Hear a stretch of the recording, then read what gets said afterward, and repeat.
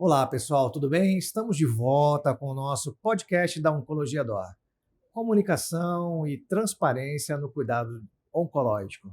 Estamos aqui com a doutora Soraya Rochinol. Ela é coordenadora da oncohematologia aqui da Zona Sul do Rio de Janeiro, dos hospitais Copa Dora e Juta Batista, e ela também é coordenadora do serviço de hematologia pediátrica do Hospital da Lagoa. É isso, doutora? Uhum. A gente vai falar sobre doenças oncológicas pediátricas.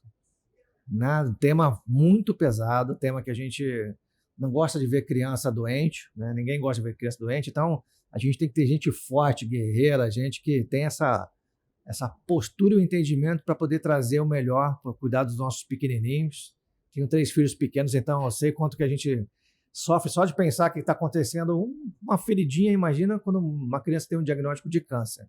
Imagina o quão pesado e quanta responsabilidade você tem nas costas, não só de cuidar dessas crianças, mas também de poder dividir essa empatia com os pais, essas coisas todas. É uma missão dura, uma missão difícil, mas com esse sorriso no rosto que você está, né?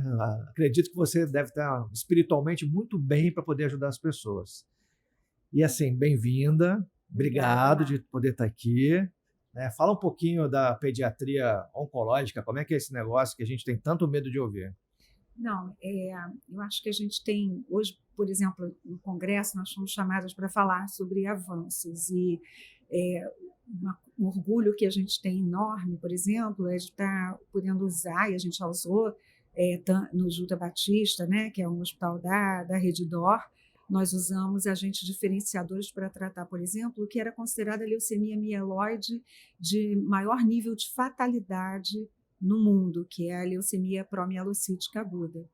Então, a Mayna Rochinol falou sobre esse tema lá, e nós tivemos o prazer de tratar 2 crianças com leucemia mieloide aguda, promielocítica, que não necessitavam, utilizaram muito mais, no início, a internação, mas utilizaram muito mais a rede ambulatorial para a aplicação do tratamento, um tratamento que é feito hoje sem quimioterapia, com agentes diferenciadores, que as crianças tiveram a oportunidade de usar. Elas eram 2 adolescentes e continuaram frequentando a escola, não tiveram queda de cabelo, que para adolescente, para os adolescentes, não só enorme, né? não são só as meninas, não, os meninos sofrem muito também. E assim, elas seguiram nas suas tarefas diárias em tratamento de uma leucemia que até o ano de até 2000 a fatalidade era enorme.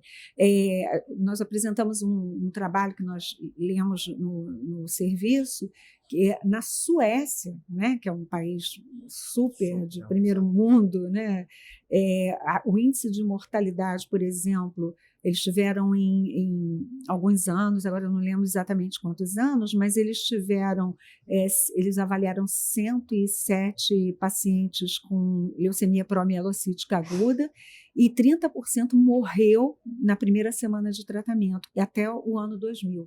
Então, hoje, com esse tratamento, sem usar quimioterapia, você só usa quimioterapia em eventos muito específicos, as crianças estão sendo absolutamente curadas, sem quimioterapia, continuando a frequentar a escola, no que era uma doença fatal há poucos anos atrás. Então, isso dá uma força motriz muito grande para a gente, né? A gente vendo o uso, por exemplo, de drogas anticorpos monoclonais, que estão sendo usados em leucemias que eram refratárias e que a gente está conseguindo levar a criança à cura. E aquilo que você falou de ser uma tarefa árdua, difícil, você sabe que não é tanto assim, porque as crianças, elas têm uma leveza, entendeu? Então, quando você entra no ambiente oncológico de adulto, tem um peso. Eu sei bem. Eu sei que você sabe. Eu sei bem.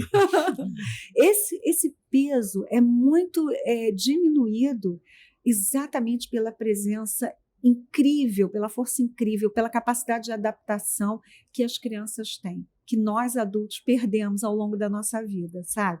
Então, isso a gente tem com muita tranquilidade. Elas fazem, é uma troca, onde a energia que elas passam para o hematologista pediátrico se transforma numa coisa tão boa, tão agradável, que a gente acaba retribuindo também com leveza. É um alimento, né? É um alimento, exatamente. Para a gente frente. dar força. Eu costumo falar com os pais assim: olha, eles vão esquecer, né, de tudo isso que está acontecendo aqui, eles vão superar, porque eles têm essa capacidade. Vocês dificilmente vão sair, superar livres desse. Exatamente, vão se tratar, porque isso vai para o coração. Exatamente. É muito difícil, né? A gente tem a possibilidade de ter uma perda de uma criança, né? A cabeça das pessoas realmente é complicada, mas é a inversão da vida, a ordem natural da vida, né? A gente é que nem tem uma coisa muito velha que as pessoas falam: você perde o seu marido, você é viúva, né? Você perde seu pai, você é órfão. Você perde seu filho, você não é mais ninguém. Você não tem nem título, né?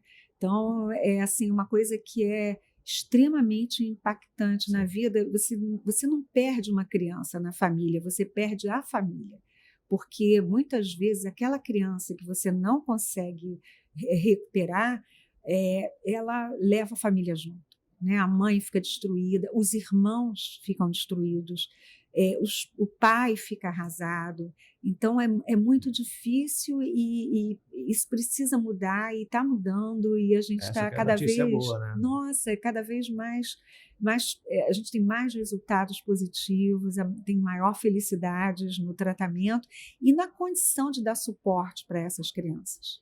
Interessante que a gente olha sempre para o adulto e a gente vê as inovações. Falamos aqui várias vezes aqui, de ontem e hoje, sobre o que tem de novo, como está impactando, melhoria de sobrevida, transformação de doença fatal em doença crônica, acompanhamento e tal.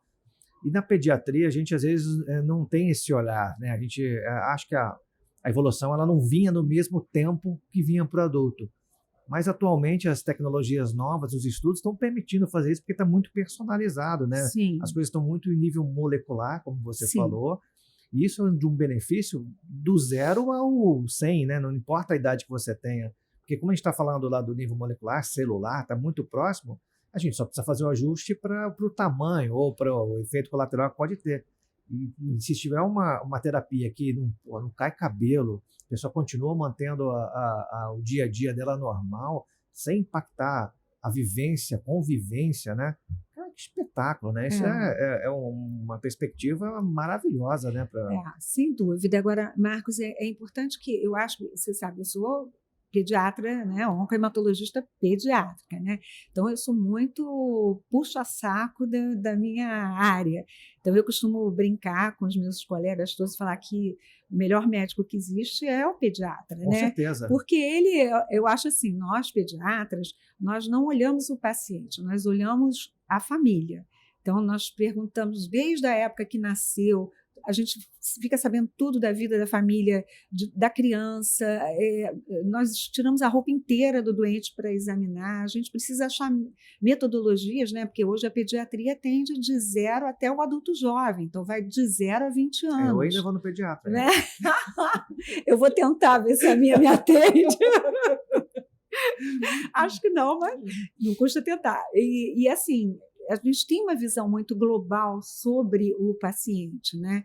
Então, a história da oncologia na pediatria e no adulto é muito interessante, porque os primeiros protocolos lineares que eram obedecidos rigidamente, as primeiras formas mais rígidas de tratamento, elas vieram da pediatria. Então, como eu tenho quase 40 anos de formada, é bem possível. E aí, o que acontece? Isso fez com que eu acompanhasse uma época onde se faziam reuniões, até em secretaria estadual, para que os pediatras dissessem para os médicos adultos como é que era a linha de tratamento que eles usavam, que era organizada de uma forma correta para todo mundo ter o mesmo nível, o mesmo tipo de tratamento.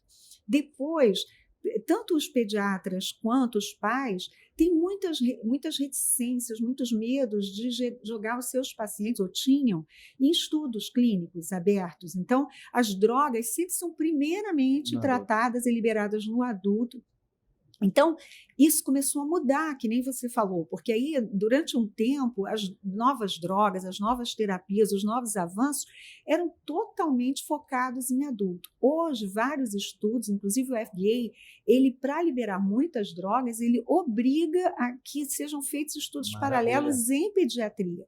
Então, quando ou você tem estudos assim, ao mesmo tempo, ou você tem estudos que começam quase que pouco tempo depois do estudo do adulto ter começado.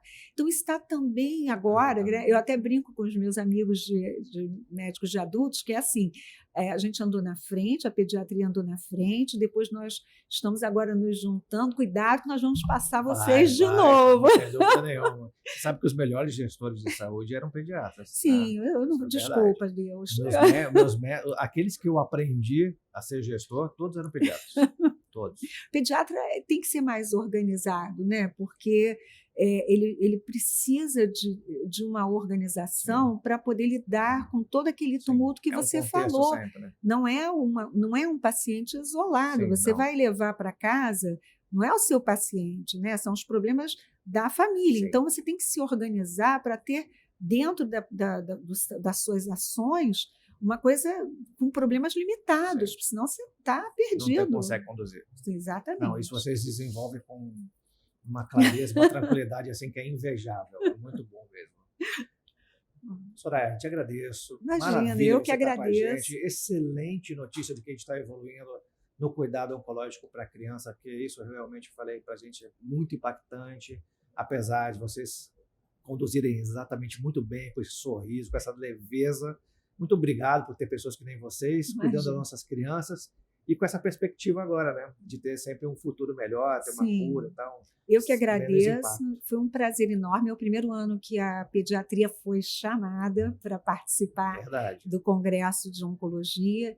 E eu fico muito orgulhosa de poder fazer parte da Redditor como um todo, porque é onde eu consigo, de fato, aplicar o que tem de avanço para poder cobrar para todos os doentes do SUS também, para que todas as crianças possam ter o mesmo nível de tratamento. Te agradeço muito, viu? Obrigada a você. Tchau. Bom congresso.